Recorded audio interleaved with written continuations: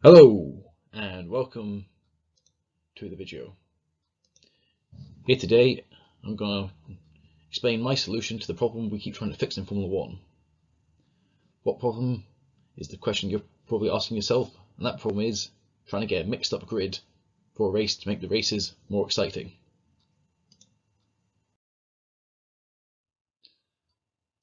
This first started at Japan in 2005, where, due to the one-shot qualifying we had at the time and the wet qualifying that happened towards the end of the session, we ended up with a mixed-up grid, which resulted in this qualifying and this race, which resulted in pole man Ralf Schumacher going from 1st to 8th. We had Kimi Räikkönen going from the back of the grid to 1st. We also had Fernando Alonso going from near the back of the grid to finish 3rd. And you also had Michael Schumacher going from 14th to 7th. And this is something that we wanted to repeat on a consistent basis by having more mixed up grids, but without using a gimmick like having a complete reverse grid race. And that would result in getting rid of qualifying altogether. 2021, for the last couple of years, we've had a qualifying session made up of 3 individual sessions within it, with Q1, which is an 18-minute session with all 20 cars, and the bottom 5 cars are eliminated. Then you have a Q2, which is 15 minutes long, which has the 15 remaining cars, and again the bottom 5 are eliminated. The tyres used are then what the top 10 used to start the race on. Finally, you have a Q3 session, which is even shorter at 12 minutes, which is the remaining 10 cars, and makes up the grid for the top 10 positions, including pole.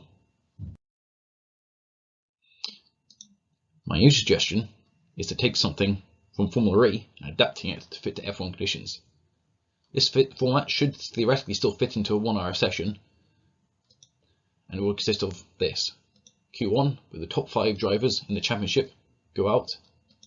It's an 8-minute session, and it's enough for 2 runs at each circuit, as long as it is dry. Then in Q2, you'd have drivers 6th to 10th in the championship. Again, they would have 8 minutes, and that again would be enough for 2 runs on each circuit. Then Q3, with 11th to 15th in the championship, that's 8 minutes, enough for 2 runs at each circuit. Then Q4, which is 16th to 20th in the championship, 8 minutes, enough for 2 runs at each circuit. After each driver's done that, there'll be a one-shot finale with the top 6 drivers from the previous 4 sessions. They'll go out in reverse order. The drivers in the top 6 would start on their tyre from Q1 to Q4 to stop drivers would force drivers to use the best tyres possible in their sessions. And pole position will be decided in that final session.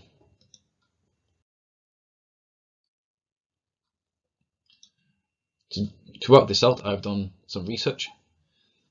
The times here is the improvement a driver made between Q1 and Q3, and the data is back to front compared to the real season. So over on the right hand side you have Austria, and on the left hand side you have Abu Dhabi.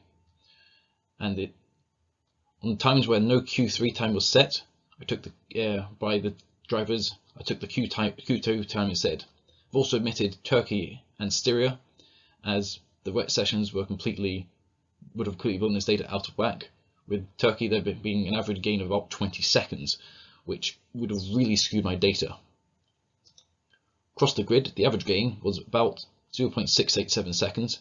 However, as you can see from the column on the right under S, there is a bit of a difference between the top drivers and the bottom drivers' average gain, with the top drivers gaining on average a second, with the bottom drivers only gaining about 4 to 5 tenths.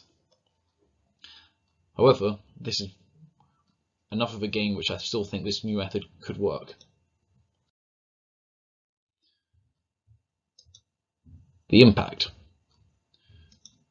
Having looked at the data, it will cause at least some mix on the grids, as it is unlikely there will always be the fastest car always in the final session, as the gap of improvement will be enough for cars in the 2nd or even 3rd sessions, or even the 4th sessions, to make up time so much that they would be able to overtake cars traditionally that would be in the top 6.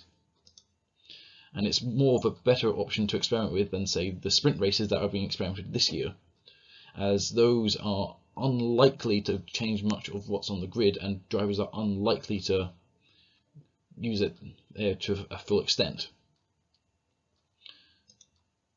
It should also mix up the midfield a bit more, and it should also stop blocking at tracks such as Monza, or you get the reed slipstreams, or blocking at Monaco, and also slipstreams at Monza.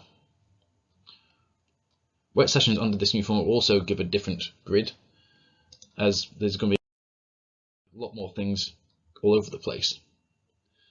So what's your thoughts on this? Comment down below whether you think this should be tried, and also give me your ideas of what qualifying method you think they should use to fix the current situation, as we clearly want to get a more mixed up grid. Long term, we probably need the grid to be closer if we want to get more consistent mix up grids, but as a temporary solution, this is my best idea. So tell me what you think, and leave your comments down below. Thank you.